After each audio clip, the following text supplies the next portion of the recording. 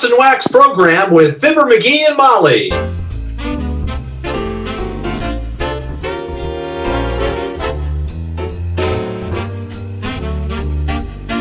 The makers of Johnson's Wax and Johnson's Self Polishing Glow Coat present McGee and Molly, starring David Griffith and Deborah Griffith, and featuring MaryBeth Knode, Martin Carlton, Andy Knode, and me, Gary Kiser. The script is by Don Quinn and Phil Leslie. Producer by Stormy Night Studio.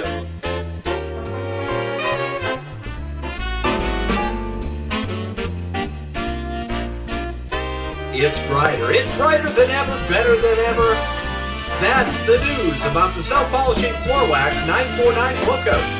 In kitchens from coast to coast, women are finding out that 949 Glow Coat gives them 3 major improvements. First, you now get almost twice the shine on your linoleum, twice the shine you used to get.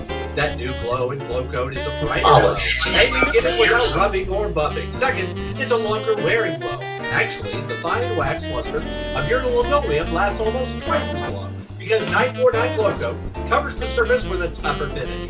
Third, Glow Coat is easier to apply. It spreads more uniformly. In addition, Glow Coat now goes farther. Ask your dealer for the 949 Glow Coat. It's longer wearing, easier to apply, and most important, Glow Coat's got a new glow that makes it brighter than ever, better than any.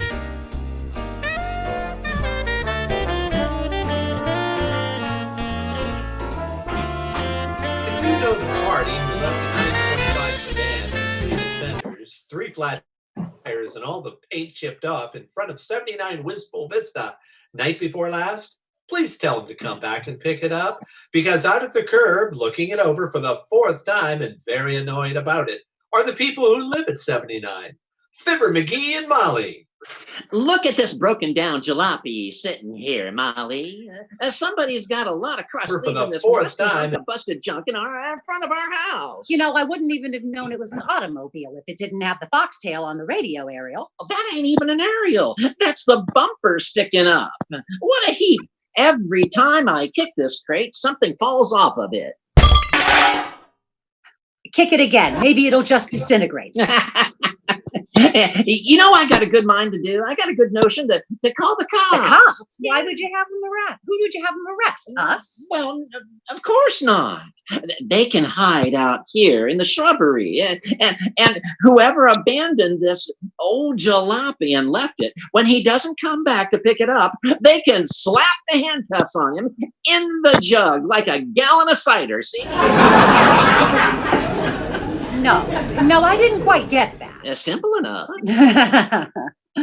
Nobody's going to get away with leaving a pile of junk like this in front of our house. And hey, do we know this gal who's coming up to us here? She looks like she's going to speak to us. Oh, yes, we saw her last week, McGee. Oh. Well, good gracious, if it isn't Mr. or Mrs. McGee. Hello, Mr. or Mrs. McGee. I didn't know you lived here. Do you? My, it certainly is a small world, isn't it? Just small.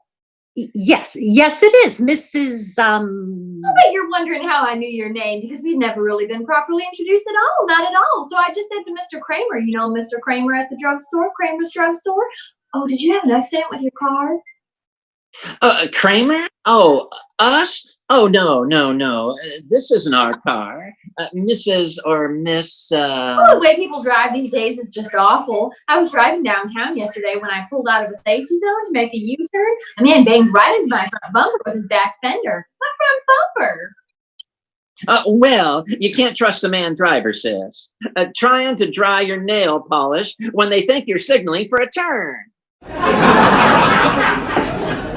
You should have heard him scream about one little old fender torn off, but I showed him. I just drove on. It's not my car anyhow. It's my sister Thelma's, and I don't even have a driver's license, so it's not my problem. His fender. Well, I hope Thelma wasn't angry about her bumper. Thelma? My sister Thelma? Do you know Thelma? Oh, no, we don't know her. We just heard you mention her name. I must go tell Thelma I saw you. Oh, it's so nice running into old friends this way, and I do wish you'd call me up sometime, Mrs. McGee. I'm in the phone book, you know, the book. Goodbye. Goodbye, Thelma's sister.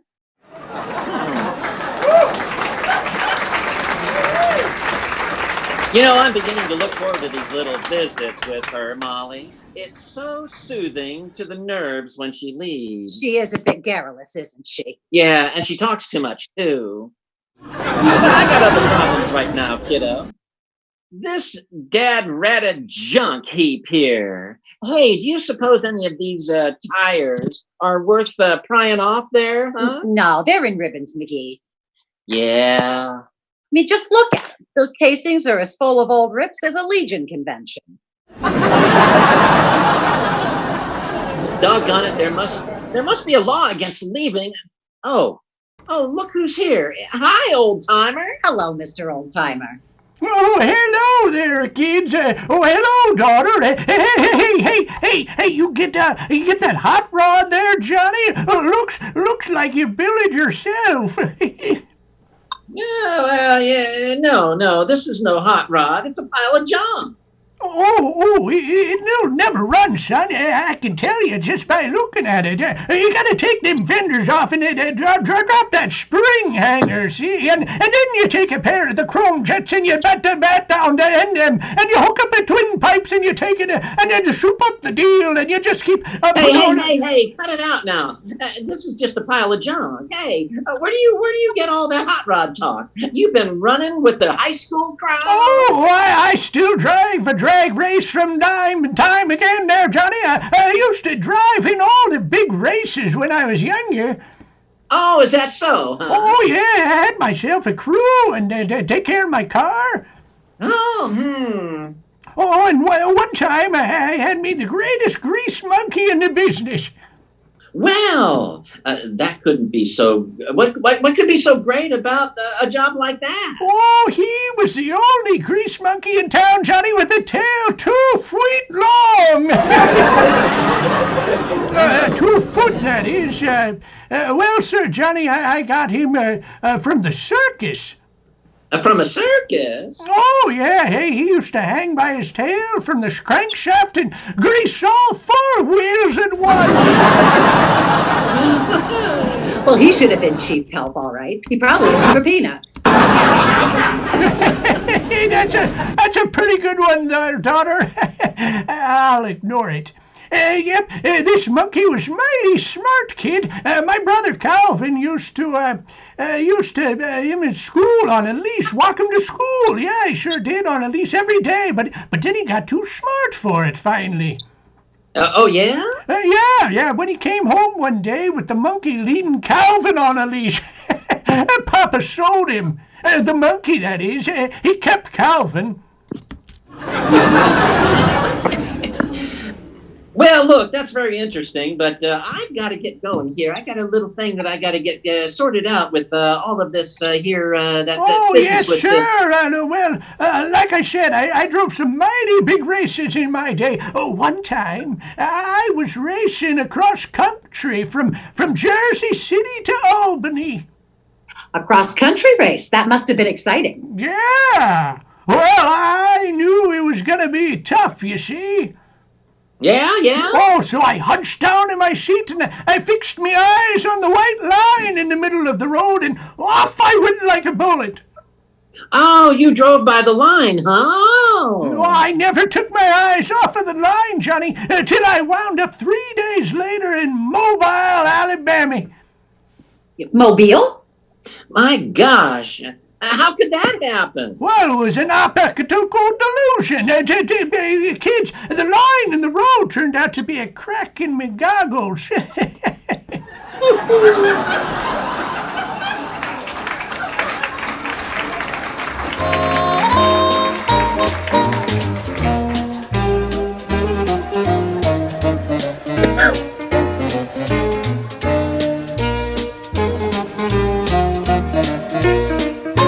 You know, I've had enough of seeing that rusty old jalopy sitting out there in the front, kiddo. I'm going to call the cops. Aren't you being a little inconsistent, dearie? Oh, how so? Inconsistent? Well, you're the one who's always making insulting remarks about our police force. Yeah, but gee whiz, Molly.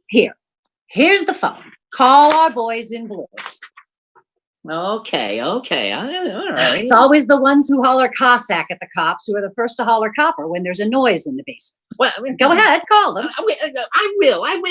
If you just pipe down for a minute, love boat. All right. Matter of fact, I've changed my mind. I ain't gonna call the cops.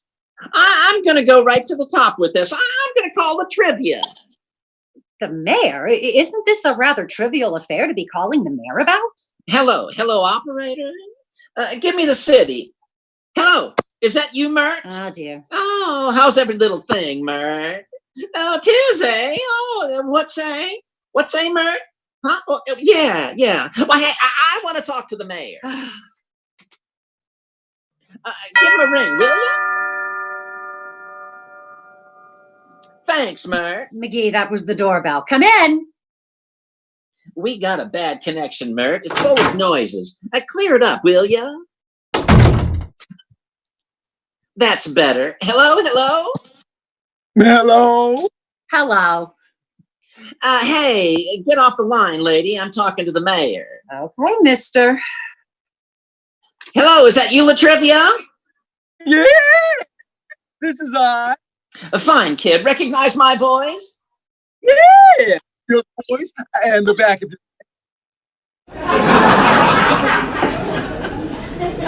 McGee, the mayor's right here behind you. Quiet, Molly. I'm talking to the mayor. Hey, LATRIV, I got a squawk. You usually have. Well, this is legit, kid. There's been an old wreck of a car left in the street in front of my house and my place. I want the city to haul it away. Well, I'll refer to the proper department, McGee. Is that all? That's all, LATRIV. Thanks a lot. Oh, not at all. As mayor of this community, I suppose it's my duty to listen to complaints and separate the real ones from the stupid ones. And I know it's this. Well, you said it. It sure is. Okay, kid. So long. Good day. Good day, Your Honor. Hey, who was that just came in? I heard the door slam. Well, I was just talking to LATRIV at City Hall, kid. He says he's gonna. One question. How long did I talk? 2 days at least, LATRIV. Oh, okay. Well, thank you. Well, I will say for LATRIV, he's Jerry at the rat hole when it comes to. Hey! Yes? How did he get here so quick? My gosh, I just talked to him at the City Hall. Huh? I guess I swing more weight down there than I thought. You swing more weight almost everywhere than you think, dearie. Incidentally, or not so incidentally, your pants need pressing. Well, I've been very busy. I haven't had time to sit in them. Hello, Molly. Hiya, pal. Hey! Hey, have you got relatives living here? No, Mr. WILCOX, the last relative we had visiting here was Uncle Dennis. Remember Uncle Dennis, kids? Better known as Half Gainer Martini, the olive diver. Now, McGee, don't pick on Uncle Dennis. After all, he has a heart of gold. Well, he must have a nickel-plated liver, too. Why do you ask if we had any visitors, Junior? Well, I just thought if that old junk car out there belonged to somebody you know, I'd keep my mouth shut. Oh, well, that was very tactful of you, Mr. WILCOX. But we don't know who left it there, and McGee has already put in a complaint to the city about it. Somebody had a lot of nerve using the street in front of our house for a I'd keep my junkyard. mouth shut. Oh, well. Oh, well, that was very tactful Some of people you, are, pal. No feeling for appearances. Yeah. They don't keep up with things. I heard the other day of a woman in Pennsylvania who still uses an old-fashioned mop and scrub brush on her linoleum. No! That's ridiculous. You're just making that up. No, really. One of our salesmen in Pennsylvania is sending me photographs of this woman actually scrubbing her linoleum. You mean she never heard of Apparently not. Well, And when our man showed her and her husband how to use Johnson's self-polishing glow coat with the new glow and how easy it was, and how it dried in 20 minutes or less to a lovely protective gloss without any rubbing or buffing, you know what she did? No, what? She took the shotgun down off the deer antlers and shot him in the leg. Oh, She shot a wax salesman? Why, that's a misdemeanor. yeah, it's at least a disorderly misconduct. No. She didn't shoot the salesman. She shot her husband. Well, she'll have to learn to control those urges, and I speak as one who knows. Well, why'd she shoot her husband, Junior? Because he'd always known about Johnson's self-polishing glow coat and had never told her about it. He was afraid if her housework was too easy, she'd have too much leisure to read catalogs and get to wanting things. Well, good for her. He had it coming. Then she sent her husband to the hospital, glow-coated her linoleum again just for the fun of it, and spent the rest of the week ordering stuff out of the catalog with his $300 accident insurance.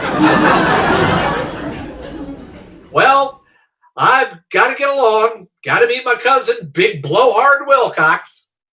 Blowhard WILCOX? What does he do, Junior? He's a glass blower. He's making me a 40-gallon aquarium. Oh? My guppies just had puppies. See you later. Do you think that was a true story he told us, McGee? I don't know. Anything can happen in Pennsylvania.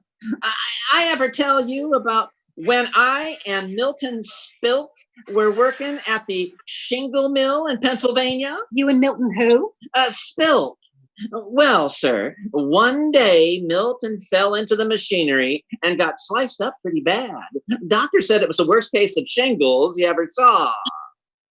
Thing to joke about. Well, hey, but on the other hand, why cry over Milt Spilk?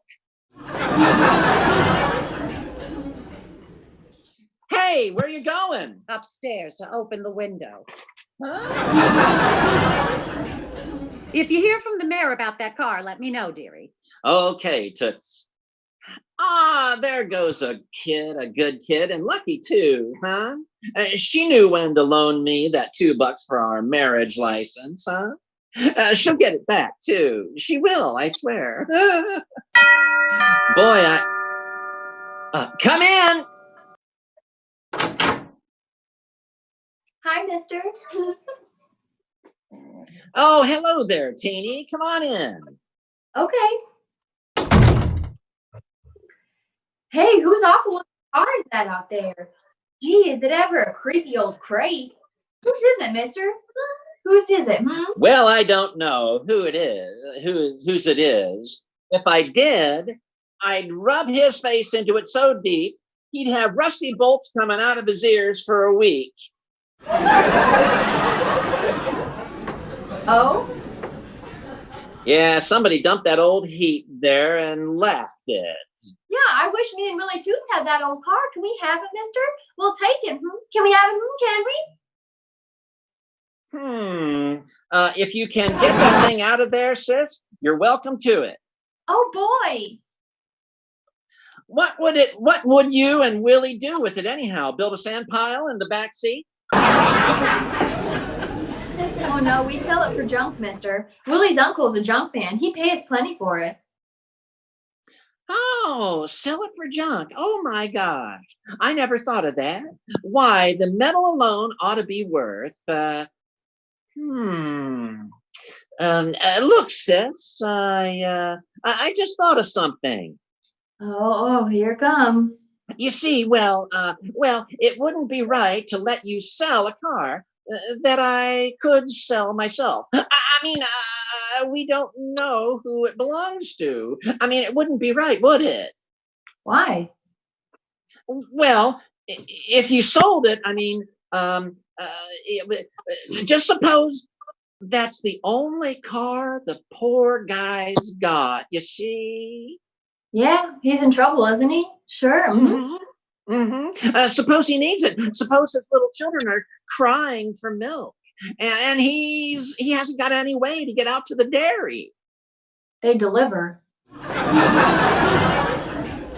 But how would they know where? Even we don't know the guy. Suppose he comes and he says, "Where's my car?" he says. And I says, "I gave it to Teeny. She sold it for junk to Willie Troop's uncle," I says. Why, the poor guy would be heartbroke. Gee, mister, you sure tell it sad. I couldn't take that poor man's car. His little children, no milk. Good. Now you run along and I'll see till he comes after it, mister. I got a nickel. I'll give it to him for a milk and for his children. No. That's very sweet of you, Teeny. But you don't have to stick around. You can. I can wait. I'll wait all day. I'll give him my nickel. Look, sis, that's a very sweet thought. But I got a phone call to make. Here, why don't you take this buck and get down to Kramer's Drugstore and slug yourself some sodas? Well, since you put it that way, okay. Thank you, Mr. McGee. And here, this is for you. You'll need this. Me? What is it? A business card, huh? Willie Toops' uncle's a junk man. He'll come right over when you call him as soon as I can get out of the house. And me and Willie get a cut on all the business we throw him. So long, mister. Why, that little boy, I tell you.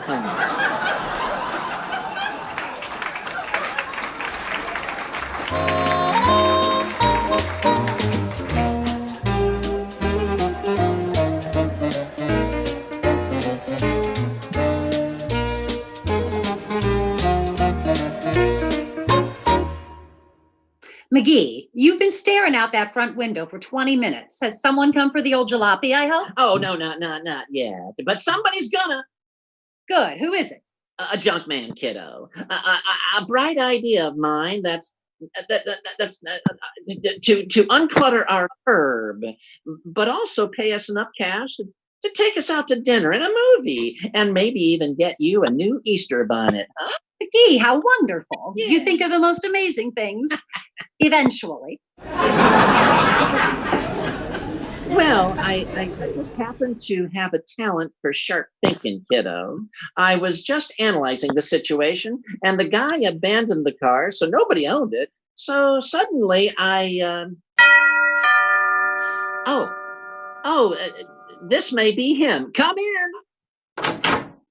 Molly, I just saw the car. When was the accident? When did he hit? What did he hit? Is he hurt badly? Why didn't you call me the minute it happened? Hey. Take it easy, fee hungry. I'm okay. I'm not hurt. Get that "we'll operate in the morning" look out of your eye and relax. Oh, fine. Not a scratch on him. It's even worse than I thought.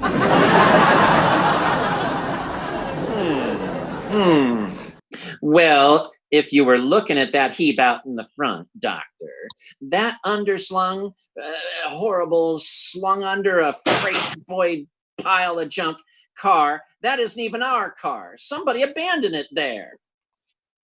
Well, I'm a little relieved, kids. When I saw that thing out front, I thought, well, this is it. Little paper brain has finally met somebody more lead-footed and pig-headed than he is. Now, doctor, he doesn't have such a heavy foot. Oh, no? I was with him when he bought his last car, and I noticed that by the time we got home, all the horsehair in the upholstery had turned white. Look who's talking about other people's driving. Who was it that cut that corner too sharp at 14th and Oak, and the door handle chopped 3 brass buttons off the front of that policeman? Yeah, who was it? Oh, hey, come to think of it, it was me, wasn't it? Oh. Yes, it was. In fact, I was telling Miss Tremaine last night. Oh, Fifi Tremaine. How is your romance coming, doctor? Yeah. How's the race between you and LATRIVIA coming along, Doc? You both still neck and neck, huh, with Fifi? Oh, or is she sit on the porch swing these cold nights, huh? She won't do that, huh? That, you nosy little gossip hunter, is none of your business. I've been meaning to ask you, though, Molly, if you know anything that's good for removing lipstick. Stop bragging. Lipstick. Well, frankly, doctor, and this goes clear back to our courtship days, the best lipstick remover I've ever known is McGee. Well, good. One of my patients left hers on my chair, and I've got a smudge on my best pair of slacks. I'll bring them over.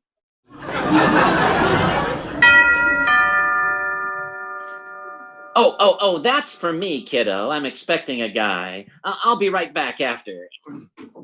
I'll miss you. No, kidding, Molly. When I saw that twisted up pile of antique metal out there, I was really worried. I thought McGee had gone to sleep at the wheel and driven under the first 6 elephants of the parade.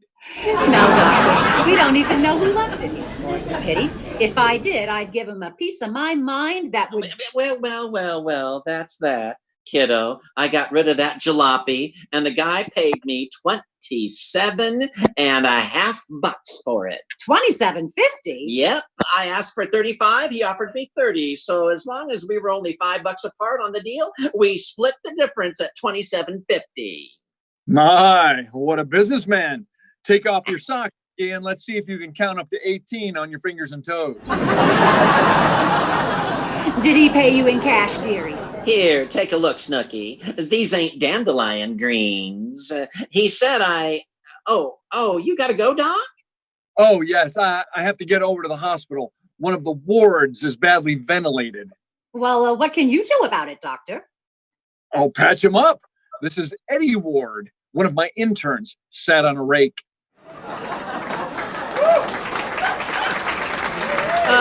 Good old Doc. Really a warm-hearted old character, you know? You notice how sympathetic he got when there was a chance to do a little embroidery on my rose petal skin? I think he was genuinely perturbed when he saw that old wreck out there, dearie. What did the junk man say when you were out there talking with him? Say, did I walk over here or did I drive? You drove, doctor. I saw your car pull up. Well, it's gone now. Let me use your phone to report this to the police. Oh my gosh. Hey, Fatso. Yeah? I told that junk man to take the car to the left of the driveway. I meant to the left when you were facing the street. He must have taken the wrong car. Oh my gosh. Wait a minute, you little bandit. You mean you sold my car to that junk man? Oh, no. Well, trace him. Get him back. Get a move on.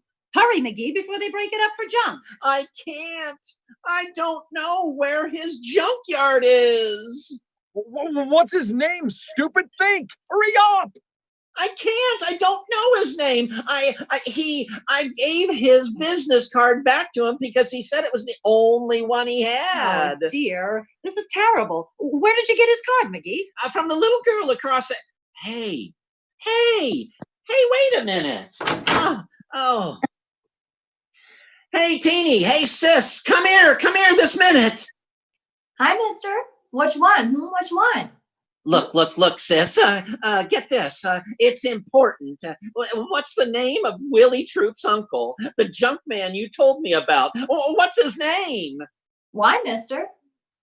Because he took my car by mistake, little girl. And if I don't get it back, it will cost Mr. McGee $1,000.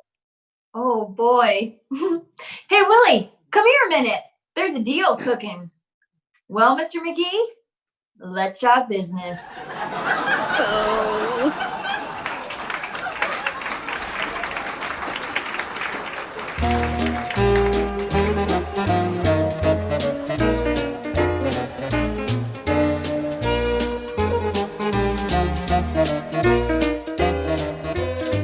Remember to try 949 Glow Coat. Glow Coat's new glow that means you get a brighter, more lustrous glow on your linoleum.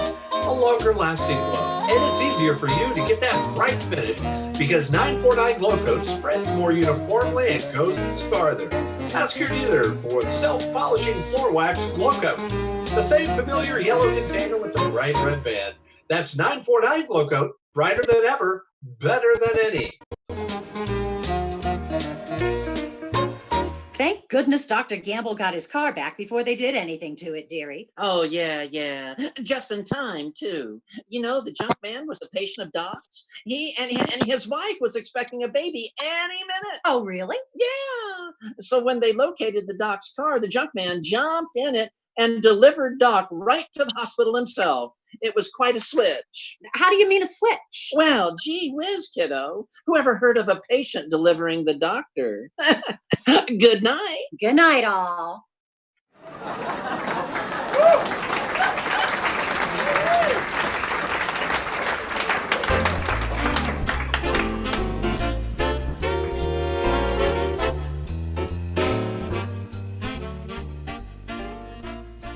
The makers of Johnson's Wax and Johnson Self Polishing Glow Coat, Racine, Wisconsin, and Brantford, Canada, bring you Fibber McGee and Molly each week at this time. Be sure to be with us again next Thursday night for another Stormy Night story, won't you?